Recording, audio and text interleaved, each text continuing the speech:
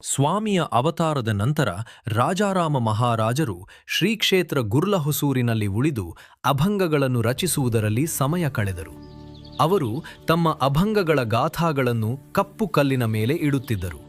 ಅವರು ಬಯಸಿದಾಗಲೆಲ್ಲ ಅವರು ಶ್ರೀ ಚಿದಂಬರ ಮಹಾಸ್ವಾಮಿಗಳ ಸಗುಣ ದರ್ಶನವನ್ನು ಪಡೆಯುತ್ತಿದ್ದರು. ಮಹಾಸ್ವಾಮಿಗಳೊಂದಿಗೆ ಅವರು ನಡೆಸಿದ ಚರ್ಚೆಗಳು ಹೆಚ್ಚಾಗಿ ಬೆಳಗಿನ ಜಾವದವರೆಗೆ ನಡೆಯುತ್ತಿದ್ದವು. ಮುಖದಲ್ಲಿ ವಿವಿಧ ಭಾವನೆಗಳು ಕಾಣಿಸುತ್ತಿತ್ತು.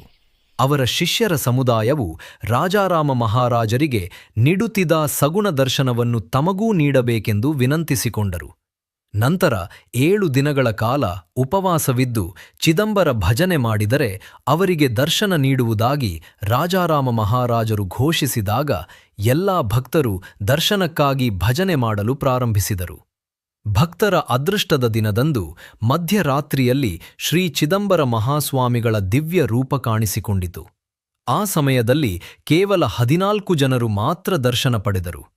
ನಿಮ್ಮ ಸಾನ್ನಿಧ್ಯ ಯಾವಾಗಲೂ ಈ ಸ್ಥಳದಲ್ಲಿರಲಿ, ಭಕ್ತರ ಎಲ್ಲಾ ಪ್ರಾರ್ಥನೆಗಳು ಈಡೇರಲಿ ಮತ್ತು ನಿಮ್ಮ ಪಾದಗಳ ಕುರುಹುಗಳು ಸಿಗಲಿ ಎಂದು ರಾಜಾರಾಮ ಮಹಾರಾಜರು ಕೇಳಿದಾಗ ಅವರು ವರವನ್ನು ನೀಡಿದರು. ಶ್ರೀ ಚಿದಂಬರ ಮಹಾಸ್ವಾಮಿಗಳ ಜೀವ ಪಾದುಕೆಗಳು ಪ್ರಕಟವಾದ ನಂತರ ಶ್ರೀ ಸಂತ ರಾಜಾರಾಮ ಮಹಾರಾಜರು ಅವುಗಳನ್ನು ಪೂಜಿಸುತ್ತಿದ್ದರಿಂದ ರಾಜಾರಾಮ್ ಮಠ ಎಂಬ ಹೆಸರು ರೂಢಿಗೆ ಬಂದಿತು. ಅಂದಿನಿಂದ ಮಠದಲ್ಲಿ ಶ್ರೀ ಚಿದಂಬರ ಜೀವಪಾದುಕೆಗಳ ಪೂಜೆ ಮತ್ತು ದೈನಂದಿನ ಆಚರಣೆಗಳು ನಿರಂತರವಾಗಿ ನಡೆಯುತ್ತಿವೆ.